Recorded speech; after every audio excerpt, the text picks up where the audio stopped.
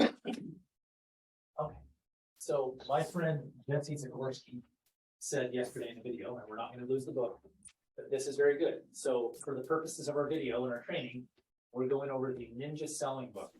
And I expect everyone to be in like a ninja robe next time in this room. So Jesse is in San Diego, and he's a really neat guy. And he was in Dallas at a large marketing convention. He was talking about this. 30, good, okay. 60, 10. This needs to add up to 100. 30, 60, 10.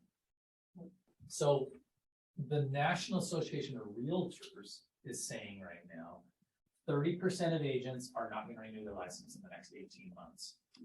But let's just call it between now and next fall. Because there's actually going to be a batch, and I talk about this a lot, that will renew right now because it's just kind of like transitional, but they won't, right? 30, 60% are going to stay and muddle by. And 10% are going to survive and then thrive and really grow their business. That's a number. That's a number. Does this sound sounds about right, doesn't it? Yep. 30, 60, 10. So when Jesse talks about, we talk about flow in the book, and we talked about our jobs to be talking to people every day. Tom Ferry said famously in 2016 when we went to Sales Edge, it's talk to people business, or Bill Peister, who else said it. And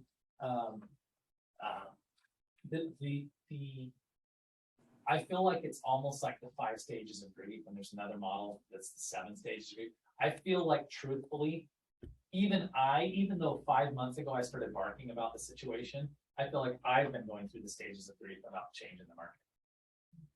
And you need to understand something, that this should not scare you, this should motivate you. McCrae Hepler and I chatted yesterday, and McCrae said, he's on the radio show, and then he had to leave, and then he called me. He's like, dude, what do you see happening out there? You know, our orders are down. I'm like, oh, you think? And he said, what do you think about this? And I said, here's what I think about this. You have to realize that. By the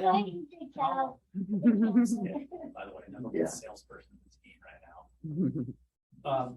How long did the seller's market go for? 10 years, 8 years. How long have we been in the shifted market? 6 months or 3 months.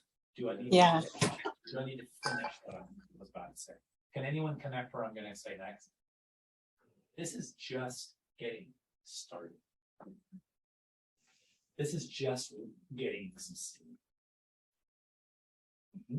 Yes. Reality, guys. The safe, solid shores of reality, not the rivers of denial. I said, McCrae, the problem isn't that the market is different. The reality is that it's just getting going. Everybody keeps saying this kind of stuff right now. I think they'll lower rates and it'll go crazy again. Well, I don't think so at all.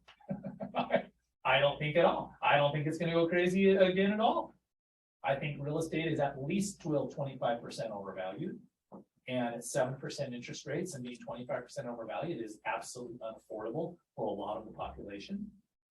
I think everyone should try to own a home. I think that owning a home is the best tax advantage. I think it's the best quality of life advantage. I think it's the best family advantage. I think it's the best everything advantage. I think people should still consider buying a home right now at 7%. And I think that the reality is that it's not affordable for most people. I think that Desert Ridge townhomes, $430,000, $440,000 are actually less affordable at 7% than they were at $515,000 at 2.9%. I don't think it, I know for a fact they are. They're actually less affordable. So, and I present to you reality. So the stages of grief, they're like, see, one of the stages that I think happens that we don't even deal with is shock and numbness. There's shock and numbness. Like you get the news about whatever the thing is, and then you're actually like numb and you're in shock. Then there's denial. Then there's bargaining. Then there's anger. Then there's some more denial. Then there's a little more shock. Then there's a little bit of bargaining. And then there's some denial. And then there's some inner negotiation, and then there's some denial, and then there's some maybe this is real, and then maybe finally we get to acceptance. And then once we get to acceptance, maybe we say, I'm gonna deal with this. How does that sound like stages, Mary? Does that sound like stages? Elizabeth Kubler-Ross did a good job with her stages, but I went up her. So, you know, it's like, that's what it actually looks like.